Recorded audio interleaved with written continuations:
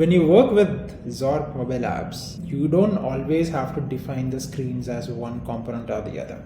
So there are situations where you don't know how many components or how many items you're going to manage. A typical example is, let's say you are doing a delivery for a customer. So you're creating a delivery task, but within that delivery, you could have multiple items. Or let's say you are doing an audit where you go up to building after building and start collecting some information. There is no predefined notion of how many buildings are going to be there upfront, right? It can change from site to site. So when you want to manage multiple items of the same type, it is better to use something called lists, right? So that's what we'll actually see how to do today. Now, what you see in front of you is an example of a list. So here we've created a list for customer orders, where I see the picture, I see the name of the ID here, comments here, the type of product, and I have the ability to add more items.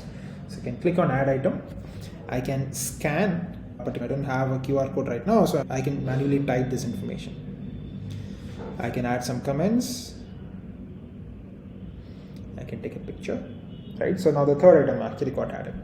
Similarly, I can open any of these items and I can edit some of the information that is present over here. I can manage, let's say this picture, I want to mark some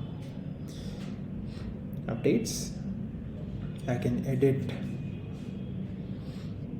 the information and hit update. So this is editing an item in a particular list.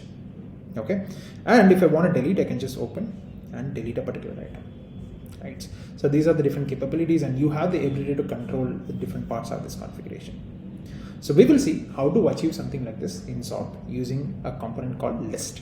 All right. So let's start designing a list component like what we actually saw in this screen earlier. So for that, just open the screen, drag and drop a list component from your left side panel to here. So it might not look like the final output in the beginning, but you can make those edits. I'll show you how to make those configuration changes. The first step in your configuring any list is to add the data field. The list needs to work on a particular data field. Just like any other data field, you can simply add saying that this is okay. So this is going to be the place where all the list information will be read from and also stored into. Okay. Now first let's give the name of the list. Let's say we can provide a description for the list. It could be that all the customers' orders are present here. Okay. The 3 count actually shows, the list might have 100 items, but you may not want to occupy the entire screen with all the items. So it will show what is the number of items you want to show up front. So it could be 3, it could be 100, it could be 10, it could be 1. So it's up to you. Okay.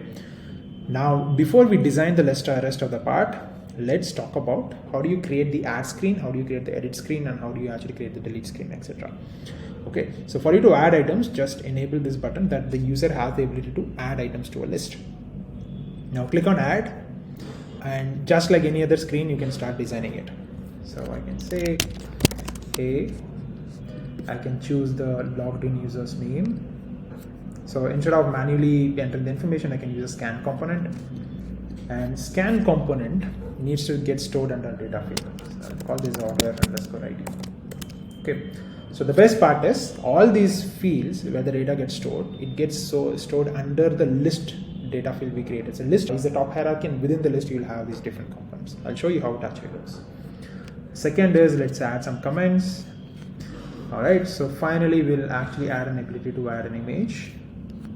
All right, so now the add screen is actually done. You can keep adding more and more components as you need, and each of these components again have the ability to run automation.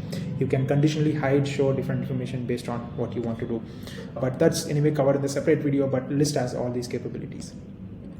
Now add screen is actually done, but I wanted to show you how the data model looks like for something like a list.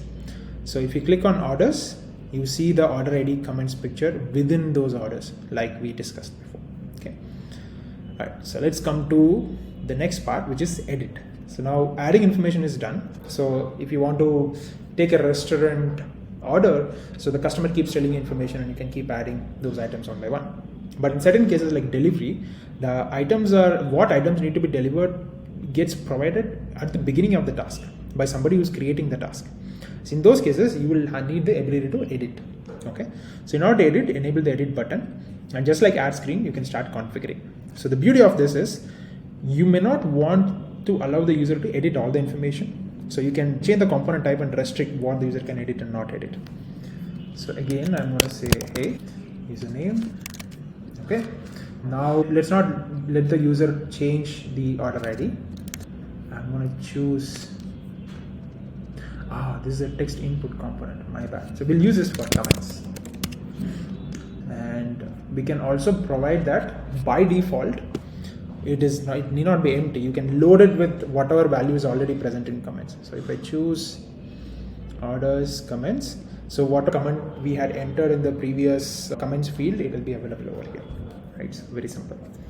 Now if we want to show we can use a text display component. Okay, so in the end, we also wanted to show the camera component. So either we can let the user take the pictures using a camera component, or if you want to simply display, you can use the display component. Both are possible, but we'll use the camera component and show you this picture, and I can choose a picture data field. I can choose the default source as the picture data. Alright, so now our edit screen is ready. If you want to enable deletion, just enable deletion, so the user will be able to delete it. Okay, now let's configure what information you want to show on the list cards. So there is a heading, there is a subheading, there is a picture, and there are two text components. So you can configure all of these. In the heading, probably will give order ID. So I'm gonna say order ID. For image, we will use the image directly, and for subheading, probably we can use comment. Alright, so we can hide these two information. We're not going to need this. Okay, so that's all it takes for you to create and configure a list. So once you're done, as you should click publish, and you should be able to use the list right away. Hopefully this helps. I think list is one of the most utilized components in Zorp workflows. So we hope you find this video useful in understanding how to work with this. Thank you.